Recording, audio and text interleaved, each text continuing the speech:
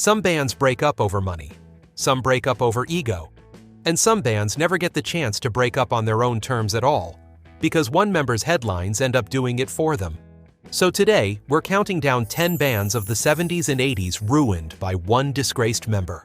Number 10. Uriah Heep and David Byron.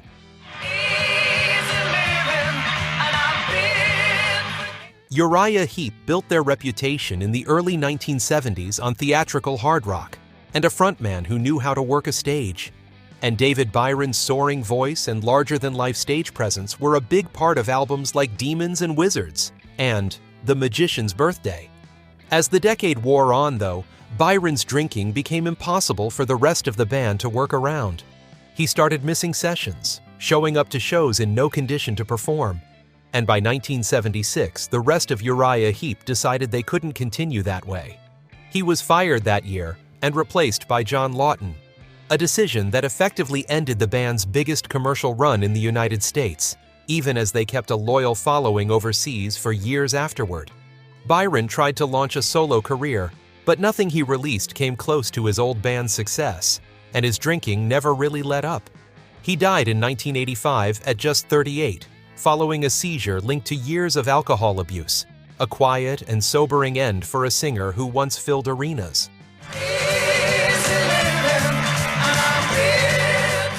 Uriah Heep had formed in London in 1969 and built a devoted audience through a run of albums that leaned into elaborate keyboard textures and dramatic vocal harmonies, a sound that made them one of the more distinctive hard rock acts of the early 70s rather than a straightforward copy of their heavier contemporaries. Byron had been there since the very beginning, co-writing much of the band's catalog alongside keyboardist Ken Hensley, which made his decline all the harder for the rest of the group to watch unfold in real time. Bandmates later described years of trying to manage his drinking quietly, before finally deciding the group's survival depended on moving on without him. Even decades later, longtime fans of the band still point to the mid-70s lineup, with Byron at the microphone, as the version of Uriah Heep that defined the group's identity, regardless of how many other singers passed through afterward.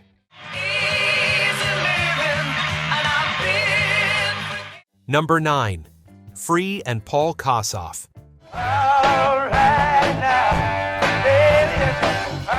Free's guitarist Paul Kossoff helped write one of the most enduring riffs of the era on All Right Now in 1970. But within a couple of years, his addiction to prescription sedatives and heroin had become the central problem facing the band.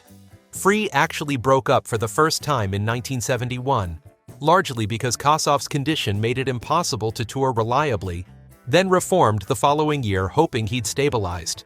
He hadn't. By 1972 and 1973, Kossoff sometimes couldn't play at all during shows, and the band occasionally needed another guitarist standing by just to get through a set. Free split for good in 1973, unable to function around his declining health. Kossoff kept trying to work, joining a new band called Backstreet Crawler.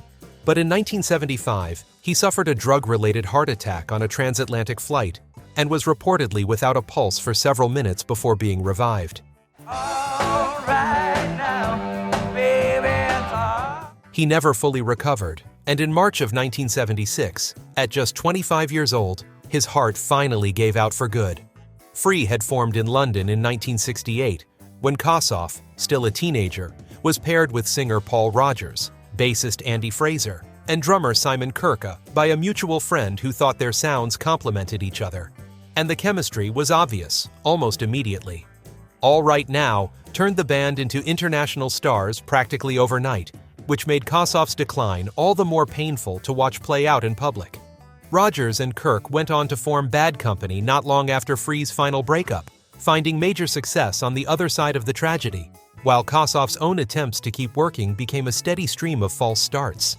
Friends and bandmates later recalled watching him struggle to even hold a guitar during his final years, a stark contrast to the fluid, emotionally direct playing style that had made him one of the most respected guitarists of his generation just a few years earlier.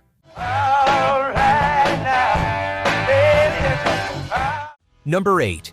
The Bay City Rollers and Les McKeown. The Bay City Rollers were built almost entirely around a squeaky clean, tartan-clad image aimed directly at teenage fans, which made it especially damaging when frontman Les McKeown was involved in a car accident in 1975 that resulted in the death of a pedestrian. McKeown pleaded guilty to reckless driving over the incident, and the resulting headlines sat uneasily next to a band whose whole appeal was built on being safe and wholesome. It wasn't the only trouble the Rollers were dealing with at the time. Financial disputes with management were also mounting behind the scenes, and the band's once unstoppable popularity in the UK and US began sliding by the back half of the decade. McKeown eventually left the band in 1978, and though various lineups carried the Bay City Rollers name into later years, the group never came close to reclaiming the scale of fame they'd had at their absolute peak just a few years earlier. At the height of their popularity in the mid-1970s, the Rollers had inspired a level of fan devotion in the UK and North America that drew comparisons to Beatlemania, with tartan-trimmed outfits becoming a genuine fashion trend among teenage fans on both sides of the Atlantic. That level of scrutiny meant there was very little room for anything that complicated the group's carefully managed image, and the accident became one of several stories the tabloids seized on during a period when the band was already fielding questions about where their earnings were actually going. McKeown continued performing under variations of the band's name for years afterward, and later spoke publicly about how quickly the group's fortunes had turned once the wholesome image they'd been sold on started to crack. Number 7. New York Dolls and Johnny Thunders.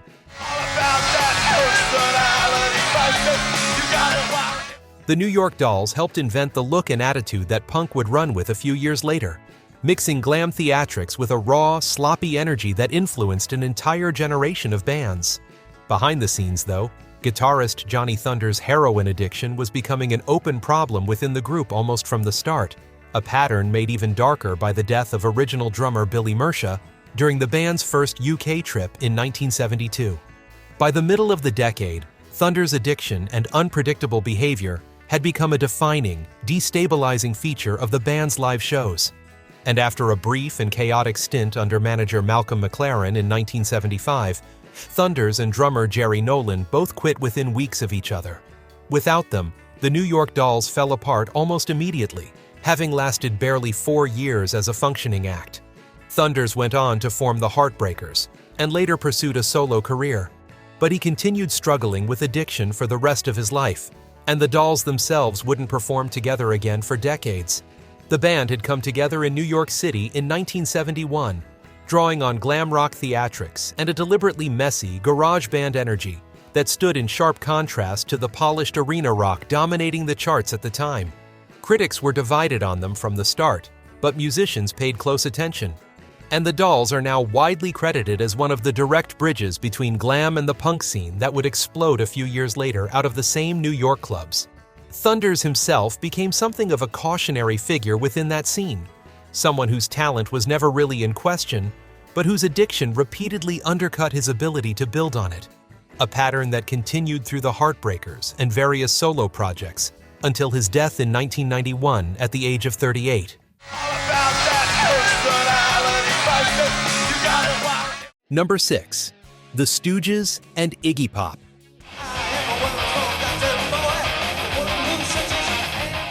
The Stooges built a reputation as one of the most unpredictable live acts of the early 1970s, and Iggy Pop's confrontational, often self-destructive stage presence was central to that reputation from the start.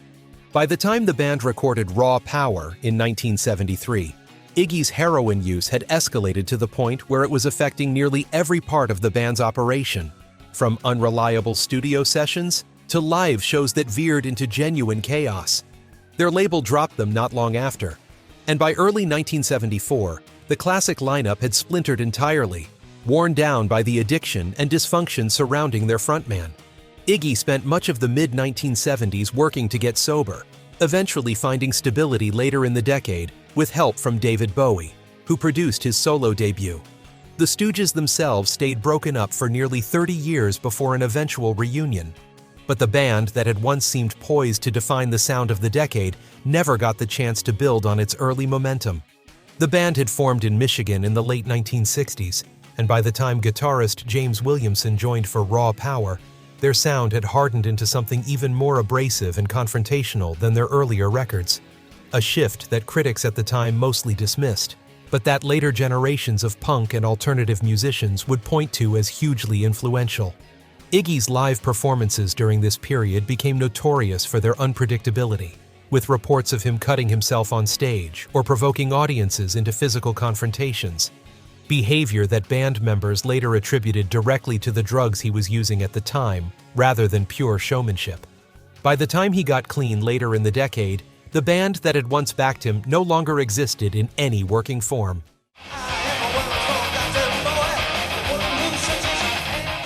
Number 5. Sly and the Family Stone.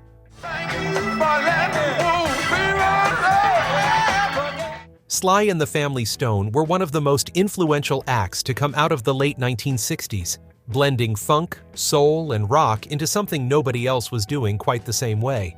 Their frontman, Sly Stone, was also the reason the band's momentum stalled out so dramatically just a few years later. By 1970, his growing dependence on cocaine and PCP had turned him into one of the least reliable performers in the business, with reports at the time suggesting he missed roughly a third of the band's scheduled shows that year alone. Promoters grew wary of booking the group at all. Band members began drifting away through the early 1970s, and Sly himself became increasingly reclusive, famously holed up for stretches at a time rather than working. The band's commercial fortunes declined steadily after their 1973 album Fresh, and although the name continued to appear on and off through the rest of the decade, the group that had once headlined Woodstock never regained anything close to its earlier standing. The band's earlier records, including Everyday People and Family Affair, had made them one of the first major acts to bring together funk, psychedelic rock, and soul with a racially and gender-integrated lineup, a combination that felt genuinely new on radio, and made their later unraveling feel especially disappointing to longtime fans watching from the outside. Sly Stone's absences from rehearsals and interviews became so routine by the mid-1970s that journalists at the time openly speculated about whether he would show up to his own scheduled performances at all. Band members who eventually left described a working environment that had simply become impossible to sustain, with Stone's unpredictability affecting everything from recording schedules to basic communication within the group.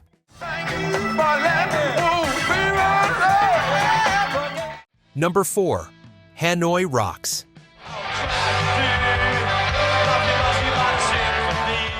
Hanoi Rocks were a Finnish glam rock band, building real momentum in the early 1980s, seen by many as genuine contenders to break into the American mainstream, largely on the strength of drummer Nicholas Razzle Dingley's charisma and the band's sharp, image-driven sound.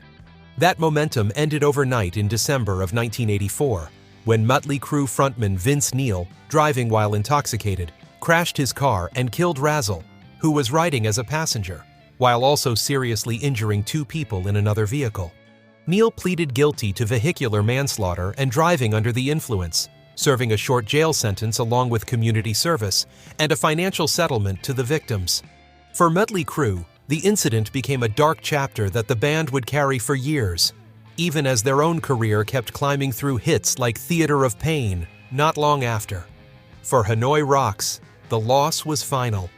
The band tried to continue for a short time, but broke up within a year, unable to recover the momentum that had made them one of the most promising acts of the era. Hanoi Rocks had spent the early 80s building a reputation across Europe for a sound and look that blended punk energy with glam theatrics, and by 1984 they had a growing American record deal and real industry buzz, suggesting they were about to break through in the United States, the way several Los Angeles bands they'd influenced soon would. Razzle had joined the band only a couple of years earlier, but his drumming and stage presence had become central to their live shows, and losing him left a gap the group simply couldn't fill. Surviving members later spoke about how directly the tragedy derailed plans that had already been in motion, including recording sessions and tour dates that were scrapped in the immediate aftermath, and how the band's momentum, once lost, never returned in the way it might have otherwise.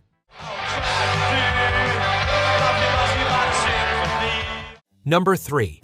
Milli Vanilli and Rob Pilatus. Milli Vanilli looked like one of the biggest success stories of the late 1980s, scoring massive hits like Girl You Know It's True and winning the Grammy for Best New Artist in 1990. Then it came out that Rob Pilatus and his singing partner Fab Morvan hadn't actually sung a note on their own records, with producer Frank Farian having used other vocalists in the studio, while marketing Pilatus and Morvan as the performers. The Recording Academy stripped their Grammy in November of 1990, the only time in the awards history that's happened, and the duo's career effectively ended within days of the story breaking. Pilatus took the fallout the hardest. He struggled publicly with depression and substance abuse in the years that followed, was arrested more than once, and attempted a comeback that never found traction. In 1998, at 32 years old, he was found dead from a drug overdose in a German hotel room, just as the pair had reportedly been working toward reconciling and recording together again. Pilatus and Morvan had been discovered as models in Germany before Farian brought them together as the visual face of the project, and their genuine charisma and danceability made the deception easy to sell to audiences who had no reason to suspect the polished vocals coming from the speakers weren't theirs. The unraveling began when a backing track skipped during a live performance, repeating the same few words over and over while the two kept dancing. A moment that fueled growing suspicion, until Farian eventually admitted the truth to reporters later that year. What had briefly been one of the best-selling pop acts in the world became, almost overnight, shorthand for manufactured fame and its consequences. And the speed of that reversal is part of why the story has stayed so widely remembered even decades later. Number 2.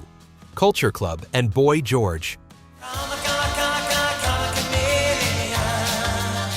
Culture Club spent the early 1980s as one of the biggest pop acts in the world, with Boy George's voice and striking visual style driving hits like Karma Chameleon into households far beyond the usual new wave audience. That image collided hard with reality in 1986, when a member of the singer's inner circle died of a drug overdose inside George's own London home, drawing intense media scrutiny to his personal life. Not long after, Boy George was arrested for heroin possession, and the resulting coverage tore through the carefully built image that had made Culture Club so commercially appealing in the first place. The band, already strained by internal tension, effectively fell apart later that same year. Boy George got sober, gradually building a respected career as a solo artist and DJ, and Culture Club would go on to reunite periodically in the decades that followed, though never with the same runaway momentum they'd had before 1986. The band had formed in London in 1981, bringing together musicians from very different backgrounds around George's distinctive voice and equally distinctive sense of style. And within 2 years, they had gone from playing small clubs to topping charts on both sides of the Atlantic with a run of singles that rarely left the airwaves. That speed made the fall feel even more jarring to fans who had only known the group as one of the most reliably successful pop acts of the decade. George has spoken candidly in interviews since then about how deep his addiction had become by the mid-1980s, describing a period where his health and judgment had deteriorated to a point that made continuing the band, in the form fans had known it, essentially impossible, until he got his life back under control. Number 1. Sex Pistols and Sid Vicious. No band on this list flamed out quite as fast, or quite as publicly, as the Sex Pistols. Sid Vicious joined as bassist in 1977, replacing Glenn Matlock, and quickly became as much a symbol of the band as its music, embodying the chaos and self-destruction that punk had built its identity around. That chaos reached a breaking point during the band's disastrous 1978 American tour, after which frontman Johnny Rotten quit on stage in San Francisco, effectively ending the group. Vicious's downward spiral continued from there. In October of 1978, his girlfriend Nancy Spungen was found stabbed to death in their room at New York's Chelsea Hotel, and Vicious was arrested and charged with her murder. He was released on bail while awaiting trial, and in February of 1979, before the case ever reached a courtroom, he died of a heroin overdose at just 21 years old. What had been one of the most electrifying bands of the decade lasted barely 2.5 years, undone almost entirely by the chaos surrounding one member. The Sex Pistols had formed in London in 1975 and, within a couple of years, had become the defining face of British punk, with Anarchy in the UK and God Save the Queen, turning them into both chart toppers and tabloid fixtures at the same time, banned from radio play even as they sold records in enormous numbers. Vicious had been a fan and friend of the band before he ever joined it, known more for his look and his temper than for his bass playing, which some accounts suggest was barely audible in the mix during many live shows. His relationship with Nancy Spungen was volatile and heavily documented by those around the band, and by the time of her death, friends and associates had already been expressing concern for months about where his addiction and their relationship were heading. The band's short, explosive run has remained a reference point in music history ever since, both for what they accomplished and for how quickly it all came apart. That's our countdown of bands from the 70s and 80s that never got to write their own ending. Their momentum cut short by the very real consequences of addiction, scandal, and tragedy surrounding one member. Some of these bands tried to carry on without their disgraced member and simply couldn't recapture what they'd lost, while others collapsed almost overnight the moment the headlines broke. Looking back across all 10 stories, what stands out is how differently each one played out. From quiet declines that stretched across years, to disasters that unfolded within a matter of days. And yet every single one left a band's future permanently altered by the actions of just one person. If any of these stories stuck with you over the years, let us know in the comments which one surprised you the most. And if you enjoyed this look back, give the video a like and subscribe for more nostalgic countdowns like this one.